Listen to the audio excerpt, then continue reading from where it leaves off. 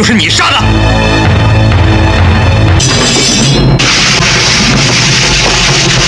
这绝对是徐克电影中最被低估的一部武侠电影。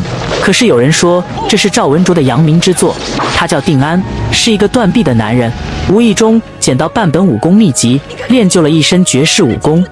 而眼前浑身上下刺满纹身的光头佬名叫飞龙，此人心狠手辣，武功高强，飞天遁地，2把弯刀纵横江湖，无人能及。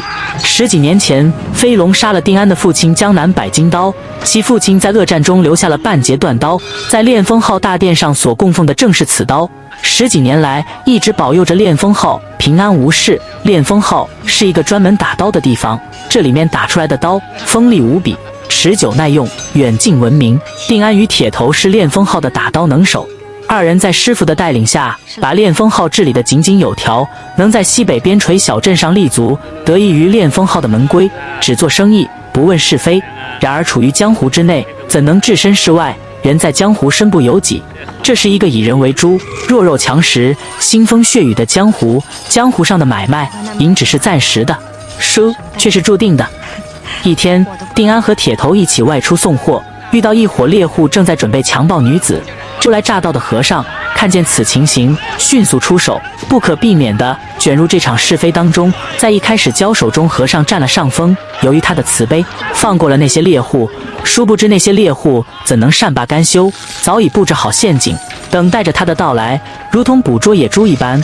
和尚到死估计都不会明白什么叫江湖，血气方刚，容易冲动的铁头看见和尚被杀，到处寻找猎户们，想要替和尚报仇，甚至把炼风号的名号报了出来。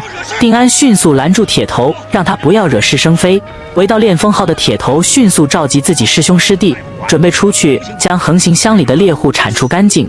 不料被师傅撞见，及时阻止。这一天是炼风号1年1度的祭刀日，师傅准备将炼风号的掌门之位传给定安。这一决定很显然很多弟子不服，一向墨守成规的定安很难让师兄弟服他。就在晚上，铁头带领师兄弟准备去找猎户们决战。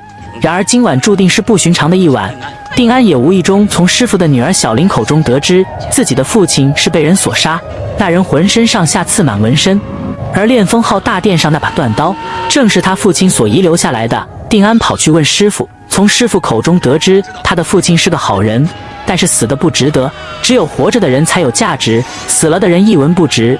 江湖上到处都是陷阱，追逐名利的人就是待宰的野猪。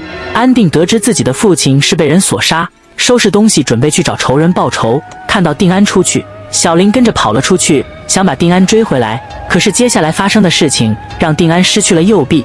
一群猎户正在野外休整，小玲深陷猎户的陷阱当中。定安在远处听见小玲的呼救声，遂闻讯赶来。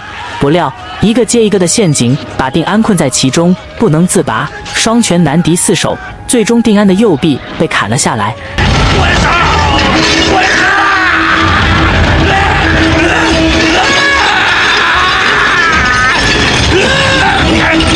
猎户们还满足于此，还将断刀扔下悬崖之下。定安也跟着一起跳下悬崖，幸亏被一个名叫黑头的孤儿所救，才免于一死。失去右臂的定安感觉自己就是个废人，于是埋葬了父亲的断刀，同时也埋葬了过去。定安想和他的师傅一样安安稳稳地过日子，远离江湖恩怨。可是天不遂人愿，一天，一群马贼一路烧杀抢掠，来到定安与黑头的住处，将定安的住处烧个精光，同时也把定安吊在树上一顿折磨。马贼并没有想杀死他们，只想征服他们。在房屋的废墟下，黑头找到半本书籍，原以为是家谱，没想到竟然是半本武功秘籍。定安看见这本武功秘籍后，心中又燃起替父报仇的想法。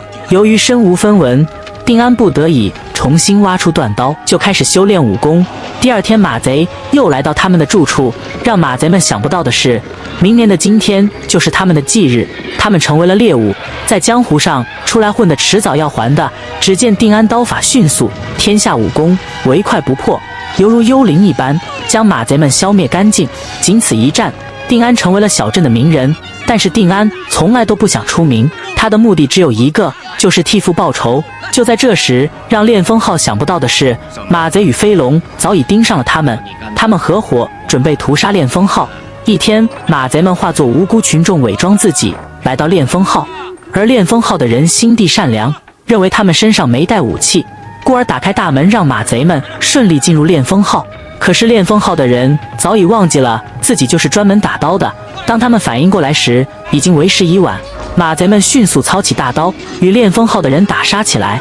这时，当年杀害定安父亲的飞龙也来到了恋风号，看见定安的师傅，很是不屑，因为定安的师傅当年与定安的父亲一起与飞龙决斗，定安的师傅带着定安逃离了飞龙的追杀。飞龙看见手下败将，师傅深知飞龙的武功高强，不想让徒弟们去白白送死，无奈飞龙的武功高强，行动迅速。就在他们逃出恋风号时，映入眼帘的是独臂刀客定安。他此次来的目的就是找飞龙报仇雪恨的。我爹就是你杀的。